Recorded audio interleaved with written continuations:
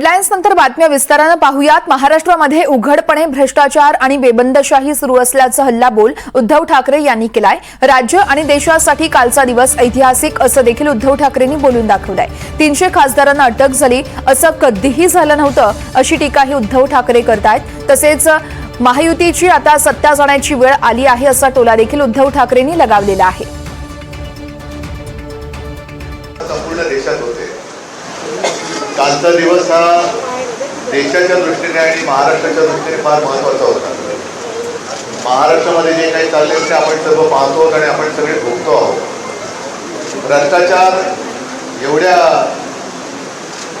उघडपणाने चाललेला आहे की जणू काही महाराष्ट्रामध्ये बेबंदीशाहीच आहे। कोणी कोणाला विचारायला हजावतच नाहीये। आणि मुख्यमंत्री मी काल सुद्धा म्हणालो, आज सुद्धा म्हणते, उद्या सुद्धा म्हणेन।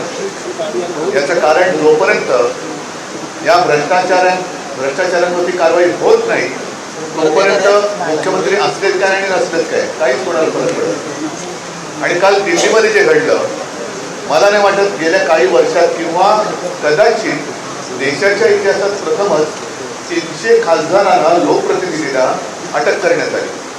का अटक करण्यात आली? तर जी मतांची चोरी करून जे सत्तेत बसले ती चोरी आपण पकडली, चोरी उघड केली आणि त्याच्याबद्दल जाब विचारायला जात होते त्याने जाऊ दिला नाही। मग हे कोणाचं सरकार आहे? आपण जर का पुराव्यानिशी मंत्र्यांचे भ्रष्टाचार वेशीवर टाकले तर त्या मंत्र्यांवरती कारवाई करायची नाही, किती दिवस सहन करणार आहे? आणि एकूणच हे थापा मारून आलेलं सरकार मग राज्यात काय आणि देशात काय? एक एक आपल्या डोळ्यावरच्या पट्ट्या आता दूर होत चाललेल्या आहेत। आणि म्हणून मला तुमचं कौतुक आहे। आज तुम्ही सगळेजण जे शिवसेनेत आलेले आहात तुमचं कौतुक आहे। कारण सत्तेच्या नादाला लागून भले भले बिघडलेले, भले भले गेले आणि आता गेल्यानंतर कपाळावरती हात मारून बसले। कारण आता अशा वेळेला गेले की तिथली सत्ता आता जायची वेळ आलेली।